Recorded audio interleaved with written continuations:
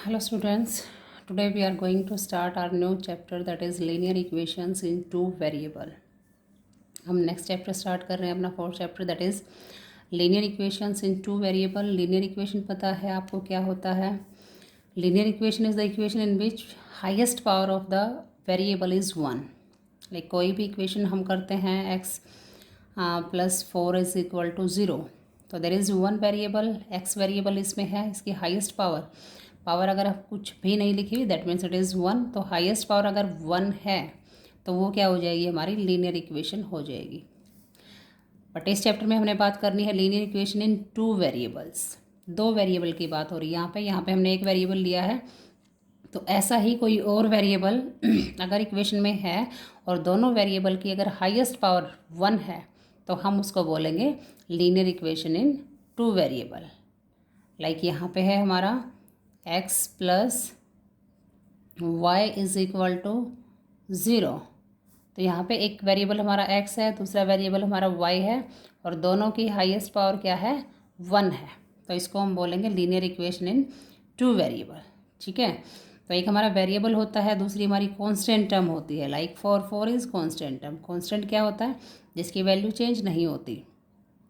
Like हमारे सारी counting है, सारे नंबर्स है, वो क्या है, कांस्टेंट टर्म्स हैं. वेरिएबल हमारे कोई भी लेटर हो सकता है जिसकी वैल्यू वेरी कर सकती है.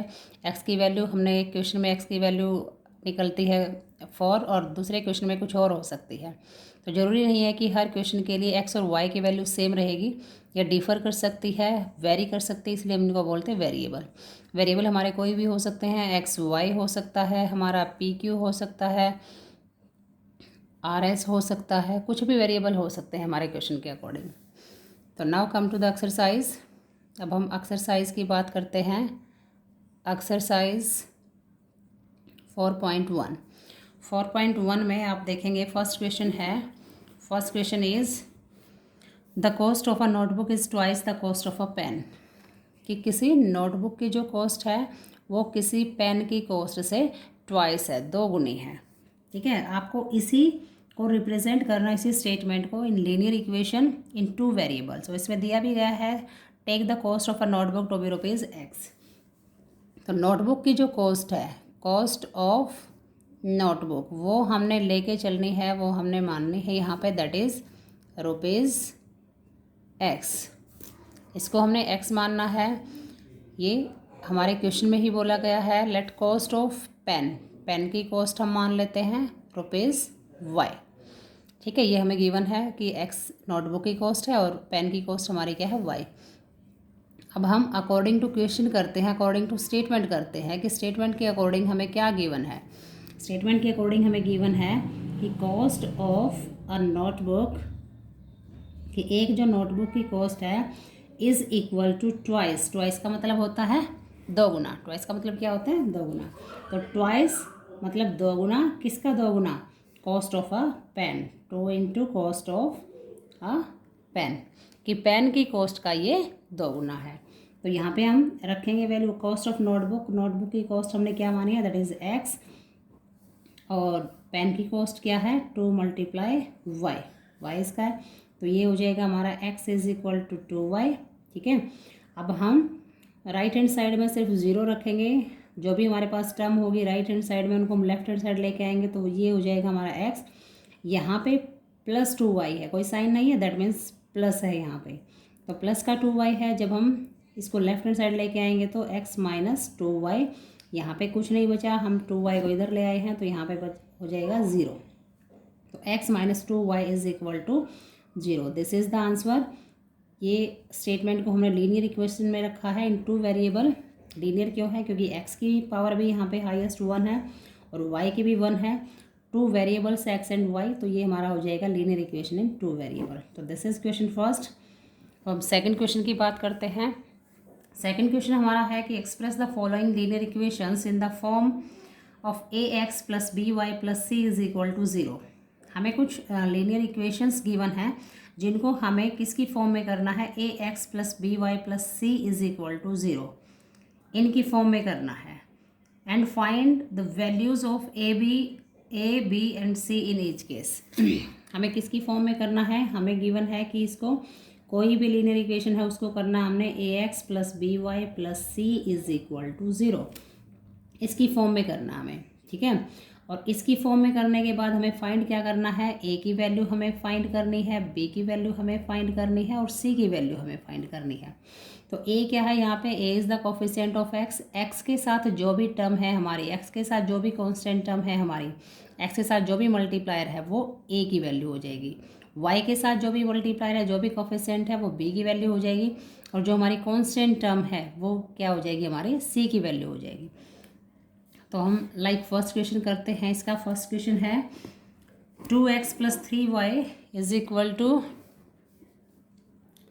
2x plus 3y is equal to 9.35 बार।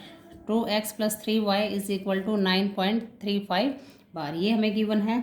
तो फर्स्ट स्टेप हमारा क्या है कि राइट हैंड साइड में जो भी टर्म्स हैं उनको हमने लेफ्ट हैंड साइड में लेके जाना है, और यहाँ पे साइन देखना है, जो भी यहाँ पे साइन है उधर जाएगा तो चेंज होके जाएगा। अगर राइट हैंड साइड में हमारे पास प्लस है तो लेफ्ट हैंड साइड में माइनस हो जाएगा, यहाँ माइनस है तो इस साइड प्लस हो जाएगा। तो ये हो जाएगा हमारा 2x प्लस 3y, यहाँ प्लस है 9.35 बार तो इधर हो जाएगा माइनस 9.35 बार इज इक्वल टू 0, या कुछ नहीं बचा, दैट मीन्स 0। तो अभी हमें देखना कि क्या हमारी जो ये लीनियर इक्वेशन है क्या ये इसकी फॉर्म में है। इसकी फॉर्म का मतलब क्या है, ए एक्स, यहाँ पे देखो एक्स की टर्म हमारे पास है, बी वाई, वाई की टर्म हमारे पास है, और कांस्टेंट टर्म हमारे पास है, that means it is in the form of a x plus B Y plus C is equal to 0, इसकी फॉर्म में है। अब हमें फाइंड क्या करना है, ए की वैल्यू हमें फाइंड करनी है। ए की वैल्यू आपको बताई थी कि एक्स के साथ जो भी कोफिशिएंट है, एक्स के साथ जो भी मल्टीप्लायर है वो हमारी है ए की वैल्यू, तो ए इज इक्वल टू 2।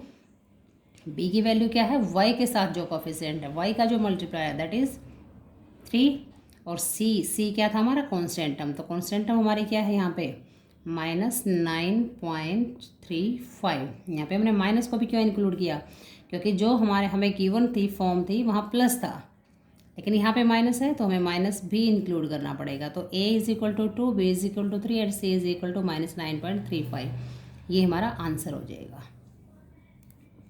ठीक है, क्लियर है आपको। इसका एक पार्ट और कर लेते हैं हम इसका पार्ट कर रहे हैं, फोर्थ पार्ट है हमारे पास, x is equal to 3y, x is equal to 3y।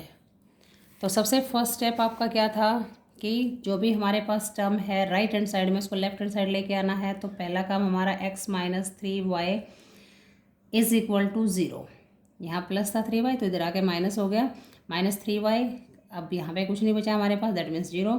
तो अब हम इसको कंपेयर करेंगे, किससे कंपेयर करेंगे, हमने किस फॉर्म में करना था, A x plus B Y plus C is equal to 0, हमने इस फॉर्म में रखना था। तो अभी देखना कि एक्स की टर्म है हमारे पास, एक्स की टर्म है हमारे पास, वाई की टर्म भी हमारे पास है, कांस्टेंट टर्म हमारे पास नहीं है। तो जो भी टर्म हमारे पास नहीं होगी इन तीनों में से, आउट ऑफ 3 अगर हमारे पास जो भी टर्म नहीं होगी उसके प्लेस पे हम एक वैल्यू रखेंगे दैट इज़ 0, क्योंकि 0 के ऐड करने से या सब्ट्रैक्ट करने से हमारे इक्वेशन पे या हमारे नंबर पे कोई इफेक्ट नहीं होता, तो हम उसके प्लेस पे 0 रख सकते हैं। तो x माइनस 3y प्लस, अब x की टर्म होगी, y की होगी, कांस्टेंट नहीं है तो कांस्टेंट के प्लेस पे हम रख देंगे 0 is equal to 0।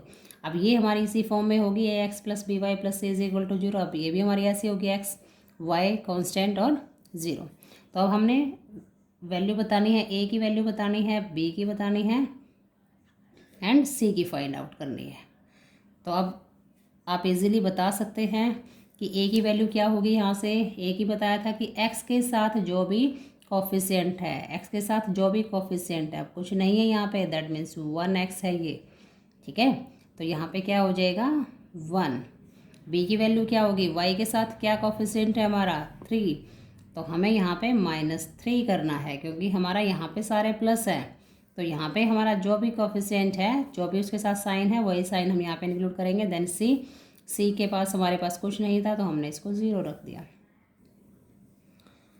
Understand, these are the values of a b and c. तो इसी तरीके से आपको इक्वेशन करने हैं। आज इसी एक्सरसाइज को कंप्लीट करना है आप लोगों को। आज के लिए इतना ही, थैंक यू।